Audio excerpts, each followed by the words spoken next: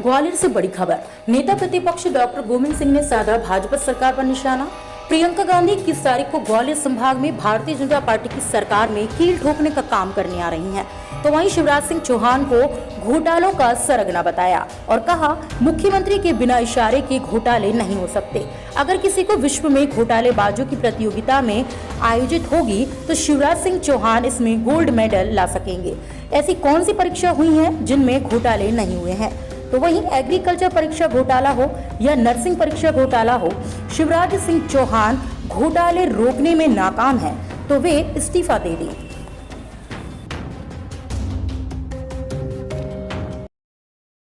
हमारी प्रियंका गांधी जी 21 तारीख को ग्वालियर संभाग में भारतीय जनता पार्टी की सरकार में कील ठोकने का काम करने आ रही हैं। ग्वालियर की जनता के साथ जो यहाँ के नेताओं ने पीठ में छुरा मांगा, प्रदेश की सरकार गिराई है, उनको सबक सिखाने के लिए पूरे संभाग के हमारे साथी कार्यकर्ता, किसान, मजदूर, महिला और व्यापारी गोलबंद होकर सरकार को उखाड़ने का संकल्प लेंगे। इस सिलसिले में प्रबंध समिति की बैठक, जिसमें हमारे माननीय विधायक, जिलाध्यक्ष आदि प्रमुख कार्यकर्ता, वरिष्ठ कार्यकर्ता थे, उनके साथियों को बुलाकर रणनीति बनाने का काम किया और रैली बहुत सफल होगी और भारतीय जनता पार्टी का सफाई की शुरुआत ग्वालियर के मेला मैदान से प्रारंभ हो जाएगी। अच्छा डॉक्टर साहब, अभी एक पटवारी भर्ती परीक्षा वाला मामला है, यहाँ के एक कॉलेज का नाम आया है और कमलनाथ जी ने भी ट्वीट किया, प्रियंका गांधी जी ने भी ट्वीट किया। क्या मानते हैं कि कितने बड़े स्तर पर ये घोटाला हुआ? शिवराज सिंह तो घोटाला का सरगना है। मुख्यमंत्री शिवराज सिंह के इशारे के बिना ये सब घोटाले हो नहीं सकते। अगर किसी को विश्व में घोटालेबाजों में किसी मुख्यमंत्री को अगर इनाम मिला तो शिवराज सिंह गोल्ड मेडल ले आएंगे। लेकिन उसमें शिवराज सिंह जी ने कहा कि उस सेंटर की तो रोक दिया गया है।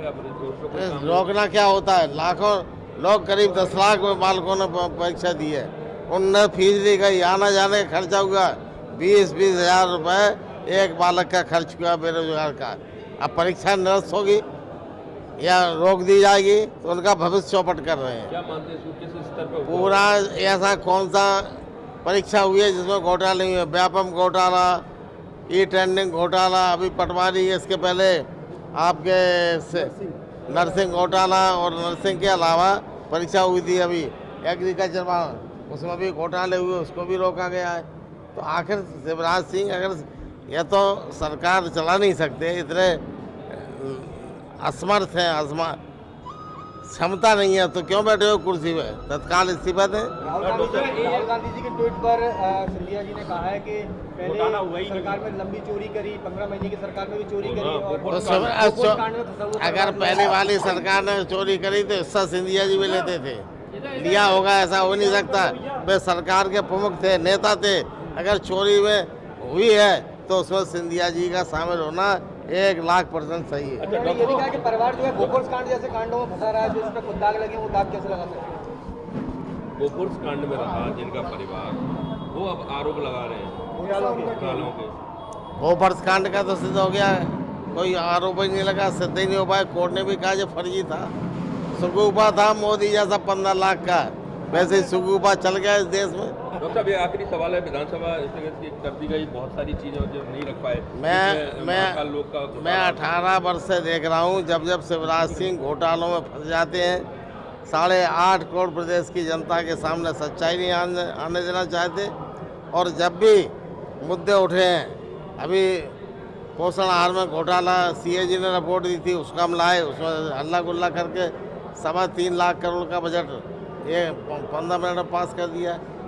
अब तक कभी भी विधानसभा शिवराज सिंह के रहते वर्ष में 20, 30, 32 दिन से ज़्यादा नहीं चली।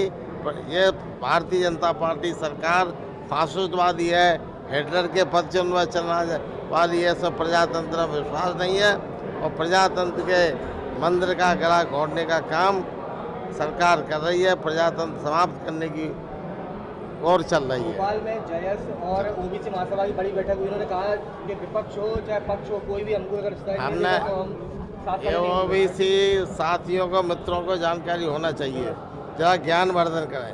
जब कांग्रेस की सरकार उड़ी उन्होंने ओबीसी का ख्याल किया। नंबर 1, सबसे पहले इस देश में ओबीसी के आयोग का गठन मध्य प्रदेश में माननीय स्वर्गीय अर्जुन सिंह जी ने किया था। महाजन आयोग बनाया।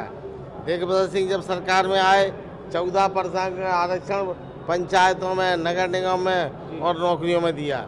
कमलनाथ जी आए, मैं स्वयं सामान्य प्रशासन मंत्री था, मैंने स्वयं मध्य प्रदेश में 27% आरक्षण पिछड़े वर्ग को देने के लिए कानून पारित किया। भारतीय जनता पार्टी के लोगों ने साजिश रचकर कोर्ट में, न्यायालय में लगाकर रुकवाने का काम किया। हम तो कानून बना चुके थे, हम तो दे चुके थे, आदेश जारी कर दिए थे। न्यायालय में किसने रुकवाया?